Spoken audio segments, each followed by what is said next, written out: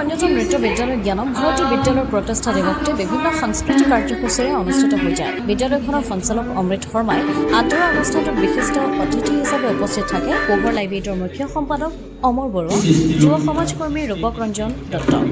প্ৰথম প্ৰতিষ্ঠা দিৱসৰ বৰ্ণাঢ্য কাৰ্যসূচী বিদ্যালয়খনৰ ছাত্ৰ ছাত্ৰীসকলে বিভিন্ন সাংস্কৃতিক অনুষ্ঠানত অংশগ্ৰহণ কৰা দেখিবলৈ পোৱা গ'ল।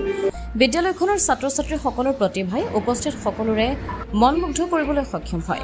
লগতে বিদ্যালয়খনৰ ছাত্ৰ ছাত্ৰীসকলক বিদ্যালয়খনৰ তৰফৰ পৰা মানপত্ৰ প্ৰদান কৰে পোহৰ লাইব্ৰেৰীৰ মুখ্য সম্পাদক অমৰ বৰুৱাই। প্ৰথম প্ৰতিষ্ঠা দিৱসটিত অনুষ্ঠানটিত বহু সংখ্যক অভিভাৱকো উপস্থিত থকা দেখিবলৈ পোৱা গ'ল। ব্যুৰো ৰিপৰ্ট পোহৰ লাইব্ৰেৰী।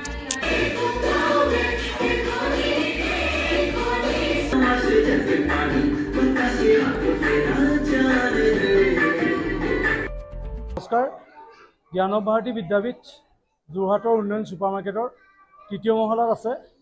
আমাৰ এই অনুষ্ঠানটোৰ জন্ম হৈছিল 2017 চনত।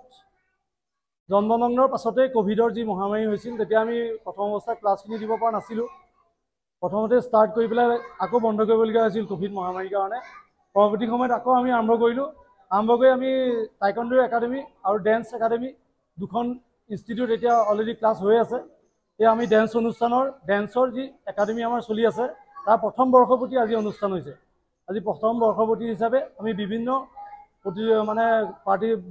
অনুষ্ঠানৰ আয়োজন কৰিছোঁ, বিভিন্ন কাৰ্যসূচী লোৱা হৈছে। আমাৰ পেৰেণ্টছৰ সহযোগিতা ইয়াত ক'ব লাগিব, সকলো পেৰেণ্টছে সহযোগ কৰিছে। লগতে ছাত্ৰ ছাত্ৰীখিনি বহুত আগবাঢ়ি আহিছে, বহুত প্ৰতিভা আছে তেওঁলোকৰ মাজত।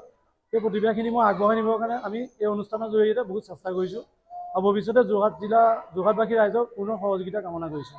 ধন্যবাদ।